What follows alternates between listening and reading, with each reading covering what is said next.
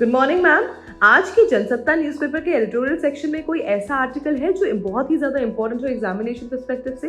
हाँ, एक आर्टिकल आया है अर्थव्यवस्था के मोर्चे पर नई संभावना। इसे हम बहुत ही शॉर्ट में समझ लेते हैं। इस आर्टिकल का मूल उद्देश्य यह है कि भारत की मौजूदा व्यापार नीति अब केवल मुक्त व्यापार के आदर्श से नहीं बल्कि घरेलू उद्योगों की वास्तविक जरूरतों से संचालित होती है।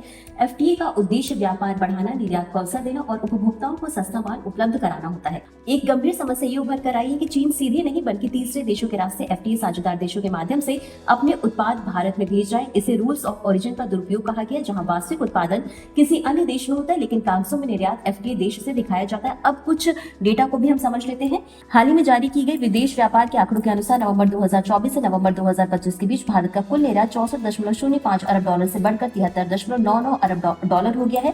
वहीं निर्यात में 15.52% की वृद्धि हुई है। आगामी वित्त वर्ष 2026-27 में व्यापार समझौतों में एक नए श्रम कानून जान फूंकते हुए दिखाई देंगे। वहीं हाल ही में 22 दिसंबर को भारत और न्यूजीलैंड के बीच मुक्त व्यापार समझौते की घोषणा की गई है। न्यूजीलैंड ने भारत में अगले 15 वर्षों में 20 अरब डॉलर के प्रत्यक्ष निवेश की प्रतिबद्धता भी जताई है। दूसरी ओर भारत ने न्यूजीलैंड के 70% उत्पादों के लिए शुल्क में कमी की पेशकश की है, जो कि 95% द्विपक्षीय व्यापार मूल्य को शामिल करेगी।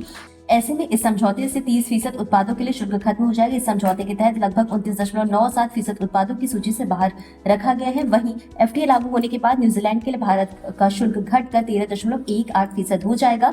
साथ ही साथ भारत और ओमान के बीच समझौते के तहत भारत के 98% निर्यात को ओमान के बाजार में शून्य शुल्क पर पहुंच मिलेगी।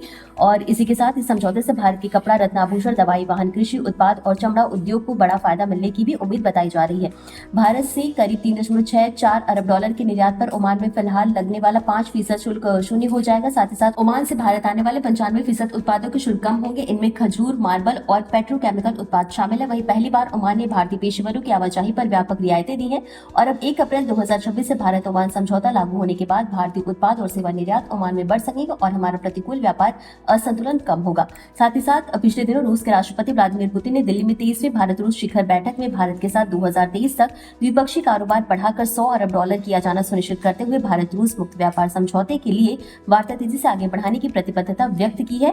और इसी के साथ नए श्रम कानूनों के तहत 4 श्रम संहिताएं आई हैं। मजदूरी संहिता 2019, औद्योगिक संबंध संहिता 2020, सामाजिक सुरक्षा संहिता 2020 और व्यवसायिक सुरक्षा, स्वास्थ्य और कार्य शर्तें संहिता 2020 शामिल है। और इसी के साथ ये समझौते भारत को वर्ष 2027 तक दुनिया की तीसरी सबसे बड़ी अर्थव्यवस्था बनाने की डगर पर आगे बढ़ेंगे। और ये जो पूरा टॉपिक है ये आपके जीएस पेपर 3 इकोनॉमी से संबंधित है, साथ ही साथ जीएस पेपर 2 आईआर से संबंधित है और एसए से भी संबंधित है। तो आज के लिए बस इतना ही। धन्यवाद।